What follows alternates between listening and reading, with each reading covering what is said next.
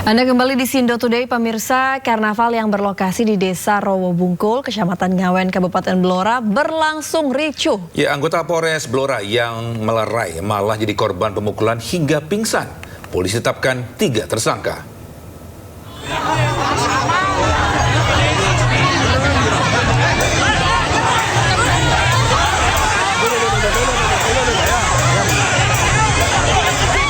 Acara Karnaval peringatan hari ulang tahun ke-81 kemerdekaan Republik Indonesia di Desa Rowo Bungkul, Kecamatan Ngawen, Kabupaten Blora, Jawa Tengah ricuh. Kericuhan bermula saling ejek sehingga memicu perselisihan antara warga Dukuh Tembang dengan Dukuh Randualas. Perselisihan berkembang menjadi perkelahian di tengah karnaval. Bahkan 2 anggota kepolisian sektor Ngawen yang melerai malah jadi korban pemukulan massa. 1 diantaranya pingsan serta mengalami luka di bagian pelipis dan hidung, serta sempat dirawat di Puskesmas Rowo Bungkul, Ngawen. Tim kepolisian akan memproses kasus tersebut hingga tuntas. Polres Blora telah memeriksa sejumlah saksi dan telah menetapkan 3 tersangka atas kejadian ini. Saksi-saksi sudah kita periksa semua, 11 saksi, dan berdasarkan 2 alat bukti yang cukup, kita sudah menetapkan 3 tersangka dan sudah kita lakukan penahanan. Ini akan kita lanjutkan proses tuntas dan kemudian pengembangan lebih lanjut. Untuk kondisi anggota dan alhamdulillah kondisi anggota dari 2 yang dipukul, 1 itu saat kejadian dibawa ke puskesmas sudah bisa pulang. Kapolres menegaskan tidak ada kata damai atas kasus dugaan pemukulan terhadap anggotanya yang sedang bertugas di lapangan. Dari Blora, Jawa Tengah, Heri Purnomo, iNews melaporkan.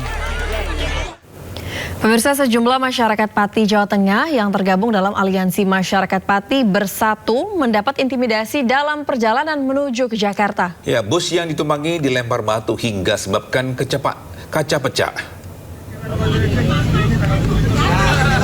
Ya, bus rombongan Aliansi Masyarakat Pati Bersatu atau AMPB yang berjalan menuju Jakarta dari Pati dilempari batu saat di Tol Karawang. Akibat lemparan batu, serpihan kaca mengenai sejumlah penumpang hingga membuat luka ringan. Menurut AMPB, kejadian ini merupakan bentuk intimidasi bagi warga Pati yang hendak menyampaikan aspirasi pada 27 Agustus 2026 mendatang. Tepatnya di daerah Cikarang, Tol Karawang, pada ya, KM 55 di pukul 11 siang. Ada 2 oknum yang menggunakan masker, ya, melempari kaca mobil kami, bus yang kami gunakan, sehingga sedikit mengganggu perjalanan kami hingga tiba tadi di depan gedung DPR RI. Sementara itu, sejumlah warga Pati yang tergabung dalam Forum Komunikasi Rakyat Pati di depan para pimpinan Komisi 6 DPR RI di Gedung DPR Senayan, Jakarta. Mereka mengeluhkan pemberitaan negatif terhadap warga Pati. Koordinator Forum Komunikasi Rakyat Pati, Lukman Hakim, menyebut pihaknya memiliki aspirasi yang berbeda dan memilih menyampaikannya melalui dialog dengan DPR RI. Dan tidak berencana menggelar aksi pada Kamis 27 Agustus 2026. Terkait rencana aksi 27 Agustus, Lukman menilai unjuk rasa merupakan bagian dari proses demokrasi setiap warga negara. Terima kasih. Assalamualaikum warahmatullahi wabarakatuh. Selanjutnya. Polda Metro Jaya meluruskan informasi terkait langkah penyelidik Ditreskrimsus dalam penyelidikan penghimpunan dana yang dikaitkan dengan kegiatan Aliansi Masyarakat Pati Bersatu. Ya, surat yang diajukan kepada pihak bank merupakan permohonan penundaan transaksi, bukan pemblokiran rekening.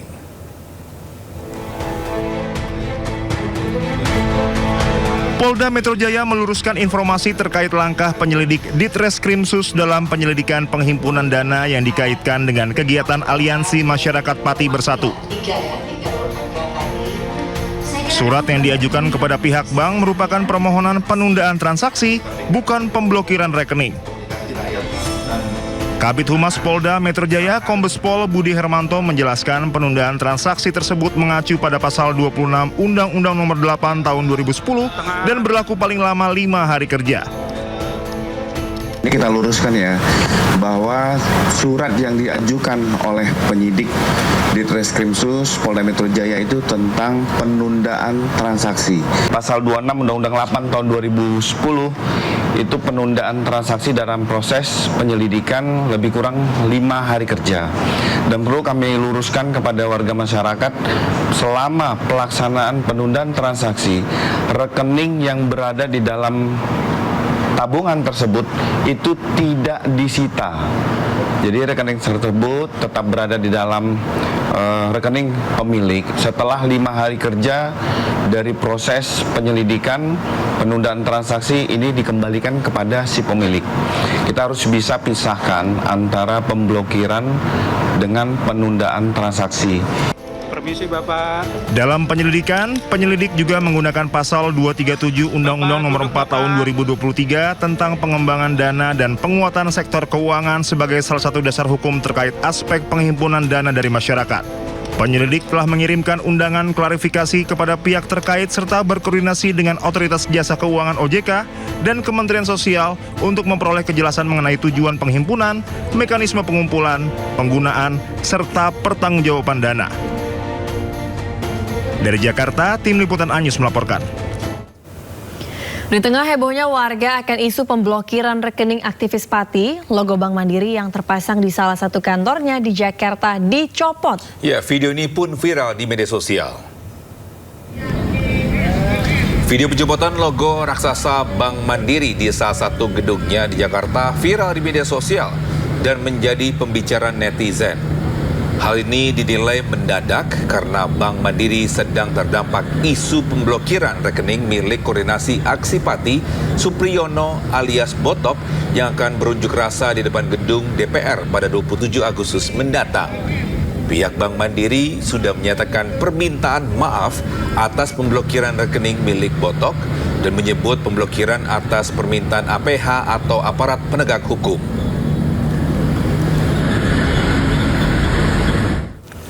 Gubernur Jakarta Pramono Anung mempersilahkan warga yang ingin menyampaikan aspirasi lewat unjuk rasa di Jakarta. Ya, pemerintah daerah akan mengizinkan asal demo berjalan berlangsung tertib, damai, serta tidak melakukan anarkis atau merusak fasilitas umum. Jakarta menjadi aman, nyaman kalau kita semua bisa menjaga dengan baik. Demo itu dijamin oleh demokrasi dan kami mempersilahkan mau demo tanggal 26, 27 monggo saja. Tetapi yang tidak boleh dilakukan adalah melakukan perusakan, melakukan anarkis dan kemudian melakukan tindakan-tindakan yang tidak baik.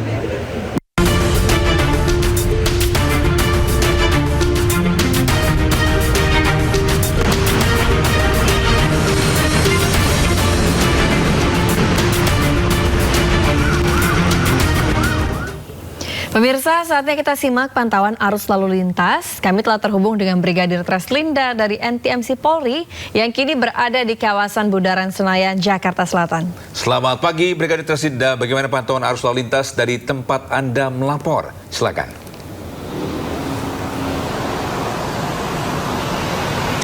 Iya baik, terima kasih Lala dan juga Togi di studio dan pemirsa pada aktivitas libur Maulid Nabi.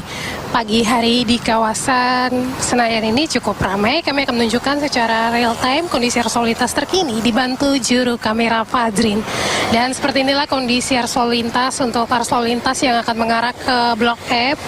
Saat ini dalam keadaan ramai dan lancar, dominasi kendaraan bus Transjakarta, juga kendaraan minibus dan kendaraan sepeda motor. Hingga saat ini anggota kami masih mengatur jalannya arus lalu lintas. Besar harapan kami Anda dapat mengikuti arahan serta petunjuk petugas kami yang berada di lapangan. Mengingat memang pada pagi ini banyak sekali aktivitas masyarakat baik pesepeda maupun juga masyarakat yang melakukan olahraga pagi ataupun berlari pada median jalan. Ini juga perlu diantisipasi mengingat memang antusias masyarakat yang melakukan kegiatan olahraga pagi hingga saat ini cukup ramai, baik menyeberang jalan tidak pada zebra cross untuk pelari. Ini juga perlu diantisipasi bagi setiap kendaraan yang melintas di kawasan ini. Sementara untuk arus lalu lintas dari area Trunojoyo yang akan mengarah ke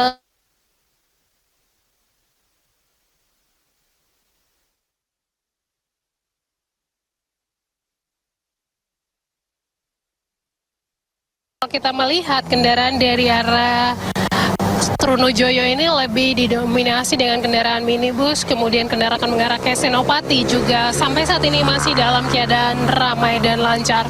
Kami mengharapkan Anda dapat menjaga batas kecepatan, kemudian jaga jarak aman kendaraan Anda, mengingat ini hari libur. Prediksi kami peningkatan volume kendaraan akan terjadi pada pukul 10, mengingat aktivitas mal-mal ataupun pusat-pusat perbelanjaan baru dibuka pada pukul 10. Kami juga menginformasikan data SMS Korlantas Polri dalam kurun waktu 1x24 jam terjadi 363 kasus laka lantas dengan korban meninggal dunia 26 orang, korban luka berat 51 orang dan 423 orang luka ringan. Dari data tersebut 51% terjadi karena kecerobohan pengemudi.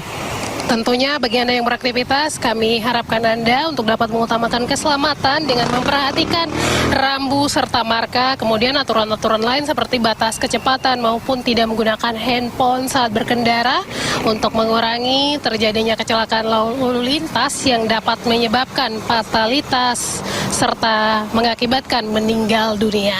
Demikian Brigadir Traslinda melaporkan langsung dari kawasan Senayan. Kembali ke Togi dan juga Lala di studio, silakan. Baik, terima kasih Brigadir Traslinda atas laporannya dari kawasan Senayan, Jakarta Selatan. Selamat bertugas kembali dan salam presisi.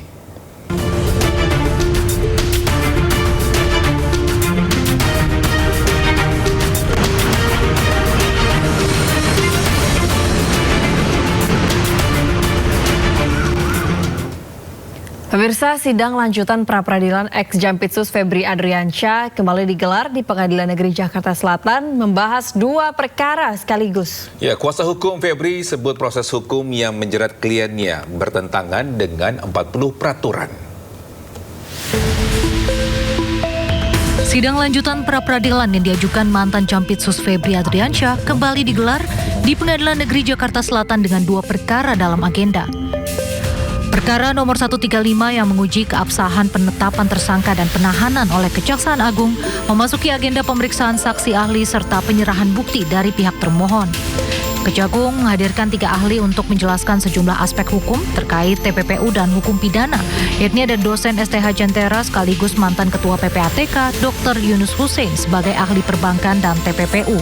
Lalu ada dosen Fakultas Hukum UAI, Profesor Suparji sebagai ahli pidana, serta dosen Fakultas Hukum UGM Dr. Fatahillah Akbar sebagai ahli pidana. Sementara perkara nomor 134 yang menguji keabsahan penetapan tersangka, penggeledahan, penyitaan hingga pencekalan oleh Polri memasuki agenda penyerahan kesimpulan dari pihak pemohon dan termohon.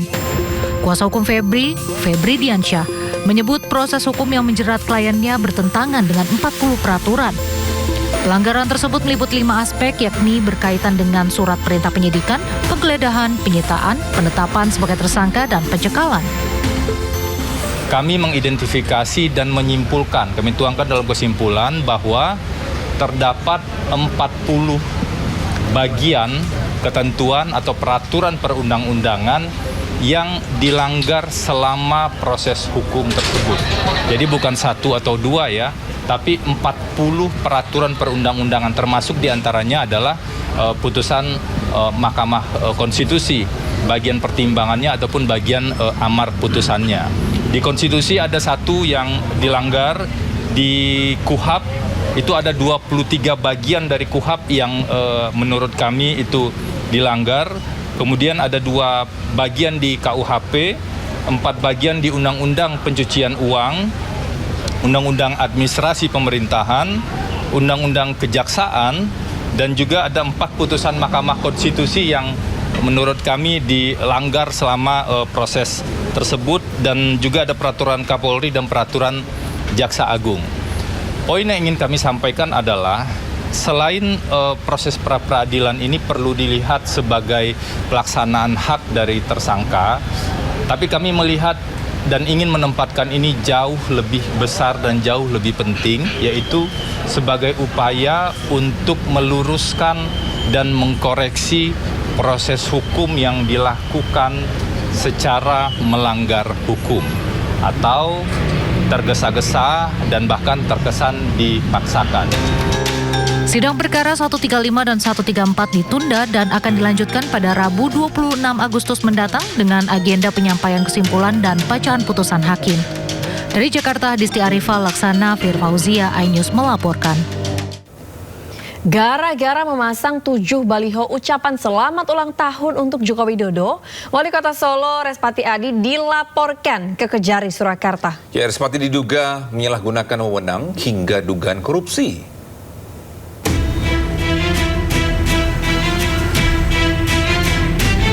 Curiga ada penyalahgunaan wewenang dan tindak pidana korupsi dalam pemasangan baliho ucapan selamat ulang tahun untuk Joko Widodo. Dua warga Solo, Budi Kuswanto dan Tri Sabto, melaporkan Wali Kota Solo Respati Adi ke Kejari Solo.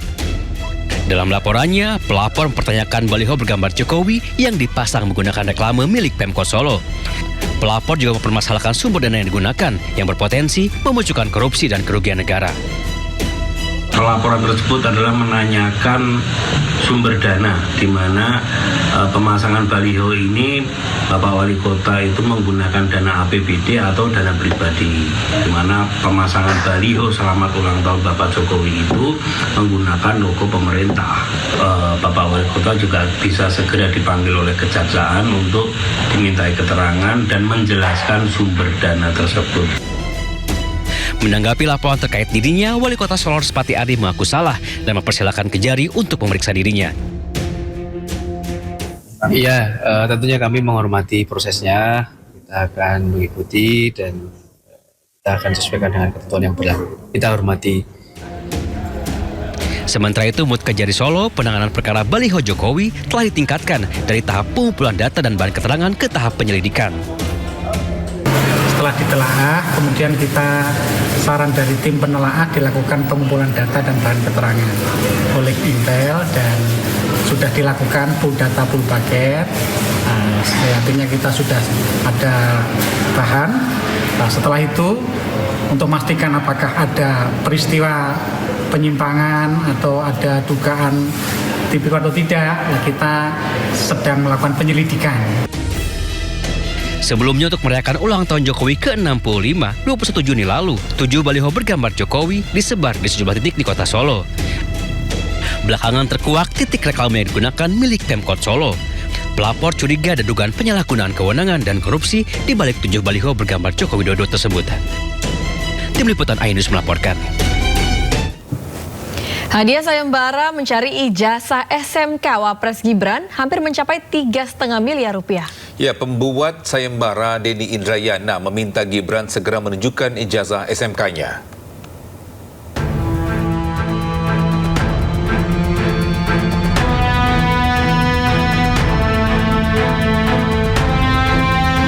Sayembara ijazah pendidikan SMK Wakil Presiden Gibran Raka Buming Raka masih terus bergulir. Hingga 24 Agustus 2026, hadiah sayembara hampir mencapai angka 3,5 miliar rupiah. Pencapaian hadiah sayembara ijazah Gibran diunggah langsung oleh mantan Wamenkumham Denny Indrayana di akun sosial media. Denny Indrayana juga meminta Gibran menunjukkan ijazah SMK-nya ke publik. Langkah hukum tetap dilakukan, gugatan ke PT UN, ke PN, ke KIP, tapi gerakan sosial juga perlu kita gaungkan. Karena tidak boleh ada syarat menjadi wapres, pendidikan SMA atau sederajat tidak dipenuhi. Jika Mas Gibran tidak punya bukti pendidikan SMA atau sederajat, maka layak kita menuntut beliau untuk mundur, berhenti, atau dimundurkan. Sementara itu, Ketua Umum Militan Gibran Nusantara Andi Azwan menyebut bahwa sayembara yang dilakukan Denny Indrayana sia-sia. Andi Azwan menduga ada motivasi politik dalam sayembara tersebut. Pola yang dilakukan ini adalah mengajak masyarakat ya untuk membuktikan ijazah SMA Mas Gibran. Yang jelas tidak ada ijazah SMA Mas Gibran karena Mas Gibran tidak bersekolah SMA di Indonesia. Apa motif di balik itu? Motif di balik itu adalah politik semata. Ya, karena ini ingin melihat bahwasanya apa yang dilakukan Denny Indrayana ini adalah untuk mengganggu pemerintahan Prabowo Gibran. Sebelumnya PT UN Jakarta menerima gugatan pemerhati pendidikan Mercy Sihombing terkait surat keterangan setara ijazah milik Gibran yang diterbitkan Kemendikbudristek. Usai gugatan diterima, PT UN Jakarta akan menggelar sidang pokok perkara pada 27 Agustus mendatang. Tim Liputan iNews melaporkan. Dewan Kehormatan Penyelenggara Pemilu atau DKPP menolak seluruh pengaduan Bonatuasi Lalahi terkait dokumen legalisasi ijazah Presiden ke-7 RI Joko Widodo. Ya, dalam aduannya Bonatua antara lain mempersoalkan fotokopi ijazah yang telah dilegalisasi tetapi tidak menyantumkan tanggal legalisasi. Namun DKPP menyatakan persoalan tersebut tidak serta-merta membuktikan dokumen yang digunakan dalam tahapan pencalonan sebelumnya tidak sah. DKPP menilai para terpadu tidak terbukti melakukan pelanggaran kode etik dan pedoman perlaku penyelenggara pemilu. Bonatua menyayangkan putusan tersebut karena bisa menimbulkan masalah kearsipan dan verifikasi dokumen di kemudian hari. 23 tentang jalur retensi arsip. Yang kita butuhkan fotokopi ijazah terlegalisir. Nah, ini akibat lebih panjang adalah ke depannya ya. Arsip yang tahun 2005 fotokopi ijazah terlegalisir cap basah ya 2005 dan 2010 tidak perlu lagi dicari, tidak perlu lagi diminta, tidak perlu lagi berkewajiban diserahkan ke ANRI untuk diautentikasi. Artinya lagi lebih kasarnya jong, kita nggak perlu ngapa-ngapain lagi di Republik ini. Hakim Pengadilan Negeri Jakarta Selatan menolak pra-peradilan yang diajukan Dr. Tifa Suma dalam sidang yang digelar kemarin. Ya, hakim menyatakan gugatan Tifa gugur demi hukum.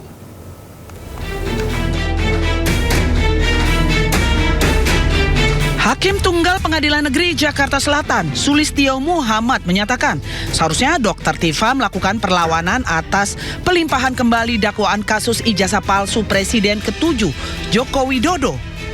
Pertimbangan hakim ketika berkas sudah dilimpahkan ke pengadilan, maka status Dr. Tifa sudah terdakwa, sehingga Tifa tidak lagi memiliki kedudukan hukum mengajukan pra-peradilan. Inti dari perkara hukum yang menimpa saya ini adalah bagaimana seluruh masyarakat Indonesia itu bisa mendapatkan sebuah kejelasan yang sejelas-jelasnya ya mengenai apa yang selama ini menjadi polemik, yaitu dugaan ijazah palsu mantan Presiden ke-7 Joko Widodo. Dan ketika kemudian sidang pokok perkara ini bisa kita jalankan, ini adalah sebuah kesempatan bagi kita.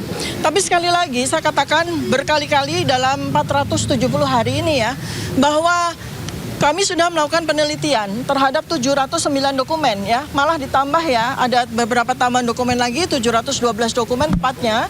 Dan yang sudah diperiksa itu ada 148 saksi, itu sudah kami teliti dengan sangat seksama. Dan dengan senang hati nanti kami sampaikan ya bersama dengan kesaksian para saksi, ada charge maupun para ahli ya di persidangan, andai kata memang sidang pokok perkara harus kami jalankan. Tapi untuk diketahui ya bahwa pada minggu ini ya tanggal 18 Agustus 2026 kami juga sudah mengajukan pra-peradilan yang kedua ya. Kami sudah siapkan karena ada 2 pasal selundupan yang berkali-kali kami sampaikan ya. Pasal selundupan yang sangat tidak ada relevansinya sama sekali dengan kasus saya, tetapi memang semata-mata merupakan sebuah niat jahat ya, niat tidak baik dari pelapor untuk menghukum saya seberat-beratnya atas pasal 8 dan hukuman 8 tahun dan 12 tahun ya, pasal 32 35. Dan kami dari kesimpulan yang kami dapatkan ya oleh jaksa penuntut umum ya, kami mendapatkan tambahan ya yang dalam ini menjadi tesis ya, bahwa ternyata betul-betul pasal 32 35 itu betul-betul dilakukan overcharging ya, betul-betul dilakukan dengan niat yang tidak baik ya. Malah kemudian barang bukti yang dibebankan kepada saya terkait dengan pasal 32 35 Undang-Undang ITE itu betul-betul tidak relevan. Nanti saya tidak akan spill sekarang ya. Sementara itu, Dr. Tifa akan kembali mengajukan pra-peradilan yang kedua terkait dugaan pasal selundupan yang tidak ada relevansinya dengan kasusnya. Dari Jakarta, Tim Liputan iNews melaporkan. Pemirsa, Dr. Tifa menegaskan akan mengajukan pra-peradilan kedua usai hakim menolak pra-peradilannya. Ya, Dr. Tifa menilai dirinya terancam tersandra status terdakwa dalam waktu yang lama di persidangan pokok perkara.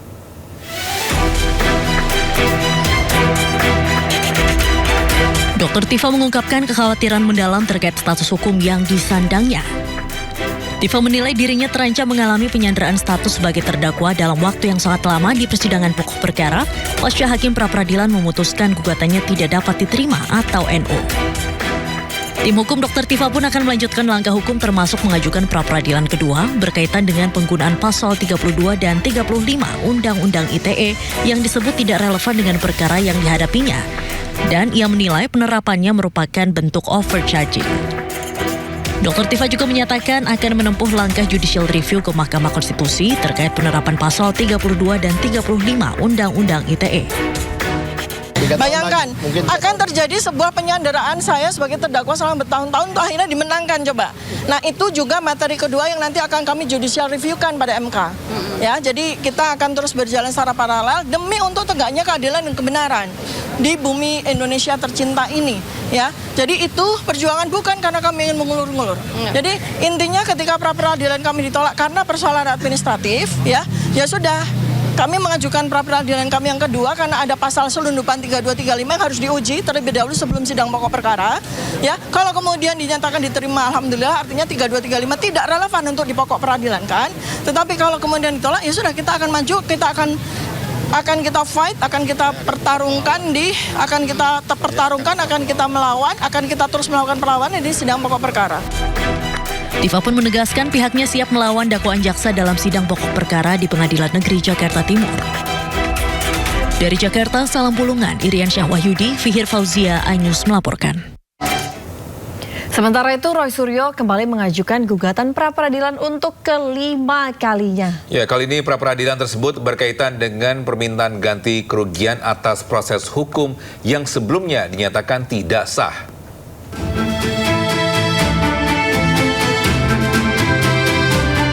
Tersangka kasus tudingan ijazah palsu Presiden ke-7 RI Joko Widodo, Roy Suryo kembali mengajukan gugatan pra-peradilan terkait permohonan ganti kerugian.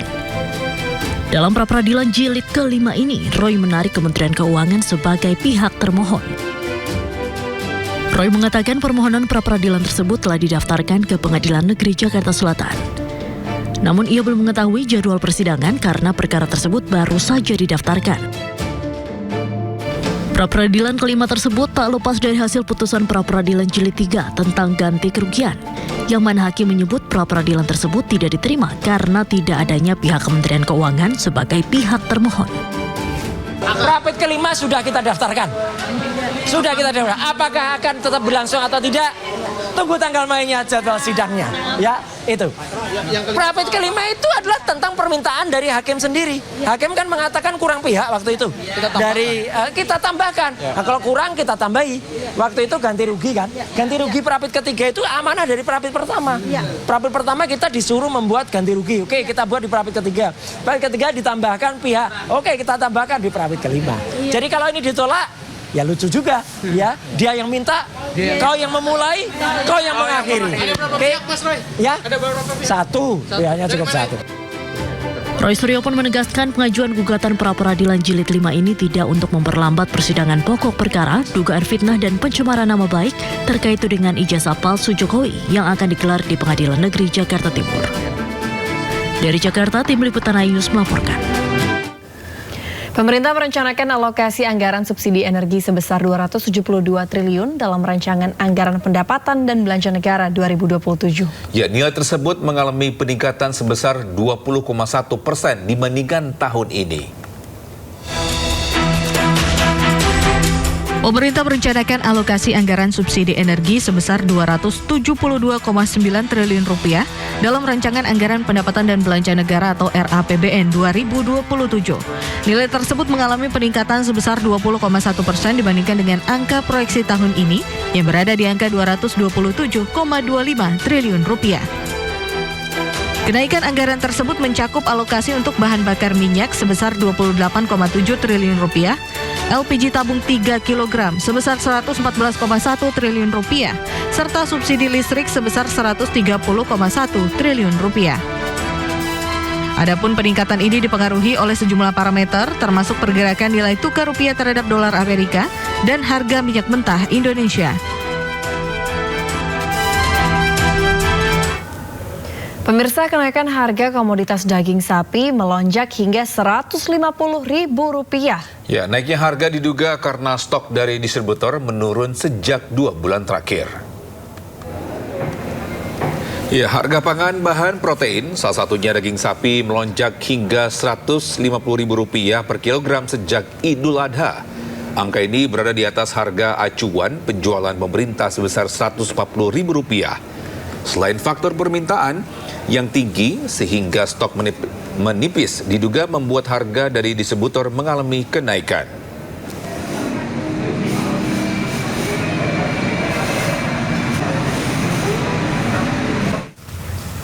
Pemirsa, harga daging sapi di pasar tradisional bertahan di kisaran Rp150.000 per kilo. Harga ini belum turun sejak momen Idul Adha lalu. Ya, untuk mengetahui informasi terkini dengan kenaikan harga daging sapi, sudah ada Anissa Rizkia dan juru kamera Sadu Santo di Pasar Kebayoran Lama, Jakarta Selatan. Ya, Lala? Betul. Ya, selamat pagi Anissa. Berapa persen ini kenaikan harga daging sapi di sana dan apakah ini berdampak pada penjualannya? Ya, Togi dan juga Lala, tentunya kenaikan harga yang cukup fluktuatif sejak 2 bulan terakhir ini, yakni yang biasanya di angka Rp130.000 per kilogramnya, kini sudah mencapai Rp150.000 per kilogramnya. Tentunya hal ini dikeluhkan oleh sebagian para pembeli begitu yang mereka biasanya membeli asupan protein berupa daging sapi di salah satu pasar yang ada di wilayah Jakarta Selatan, yakni Kebayoran Lama. Togi dan juga Lala, kalau dilihat ini memang situasi dan kondisi saat ini tidak banyak begitu ya para pembeli yang menuju ke losmen daging sapi. Namun saya akan berbincang langsung dengan salah satu pedagang yang ada di sini. Bapak Rubinto menjadi salah satu pedagang daging sapi di sini. Bapak, bisa disampaikan ini sudah naik menjadi Rp150.000 per kilogramnya sejak kapan dan bagaimana ini pembelian saat ini, apakah ada penurunan atau justru masih stabil? Ini maaf, ini dari pusatnya harga daging stabil udah 150. Tapi sebelumnya itu 140. Mudah-mudahan pemerintah bisa menurunkan harga jadi 140. Jadi konsumen bisa beli, bisa makan harga daging itu sekian-sekian. Karena konsumen sekarang lebih mendingan tempe tahu. Ya, pembeli berkurang jauh pokoknya sekarang. Nah, komoditas yang dipilih tempe dan juga tahu. Namun sebagian konsumen ini masih bertahan membeli daging sapi. Hingga kini, Pak, berapa penurunan omset yang dirasakan oleh pedagang sapi Bapak terutama berjualan di Kebayoran Lama ini? Kalau saya seluruhnya pedagang Bayoran Lama ya, itu mencapai 60% turun gratis. Jauh. Sebelumnya itu 30% udah lumayan, 80% lumayan. Sekarang 60% itu turun gratis. Konsumen sama sekali. Gitu. Kemudian apa siasat yang Bapak lakukan sampai saat ini bertahan menjadi penjual daging sapi? Apakah Bapak juga memberikan diskon atau potongan harga begitu, atau ada harapan begitu Pak yang ingin Bapak utarakan? Ya, kalau saya mudah-mudahan harapan pedagang Bayoran Lama ya, seluruh pedagang mudah-mudahan harga daging turun. Jadi bisa konsumen bisa stabil. Bisa banyak. Ya, jadi nggak ada turunan, nggak ada naiknya, jadi stabil gitu. Boleh dijelaskan Pak, 150 itu yang bagian apa saja? Bagian paha semua, ini begini, ini paha, ini paling mulus, paling bagus, ini 150. Tapi kalau di pedagang lainnya, kalau yang mulus begini 160. Sudah sampai 160. Ya. Kalau di Bapak, kenapa Bapak masih mempertahankan harga di 150, tidak mengikuti pedagang-pedagang lainnya di 160.000, Pak? Kalau saya bukannya gini-gini enggak. Kita bagi-bagi rezeki biar awet. Jadi semuanya ada pembelian banyak, saya bisa ngasih uang parkir. Baik. Terima kasih Pak Rubinto atas waktunya. Semoga harapan yang tadi Bapak sampaikan, semoga pemerintah bisa menstabilkan kembali harga di angka 140.000 sesuai dengan keinginan Bapak dan juga para konsumen tentunya. Baik, itulah tadi Togi dan juga Lala perbincangan saya bersama salah seorang pedagang yang mengaku memang sudah sejak Idul Adha pada bulan Mei 2026 ini harga daging sapi yang ada di Pasar Kebayoran Lama ini merangkak naik, dan tentunya harapan yang tadi disampaikan agar pemerintah bisa menstabilkan kembali harga komoditas daging sapi ini bisa kembali turun, kembali normal di angka 140.000 per kilogramnya. Untuk sementara saya kembalikan kepada Togi dan juga Lala karena saya mau berbelanja daging setelah ini. Silahkan. Baik, terima kasih Anissa Rizkia dan juri kamera Saju Santo telah melaporkan langsung dari Pasar Kebayoran Lama, Jakarta Selatan. Selamat bertugas kembali Anissa. Pemirsa, Turki kerahkan ratusan kendaraan lapis baja dan puluhan tank baja menuju Suriah. Informasinya usai jeda.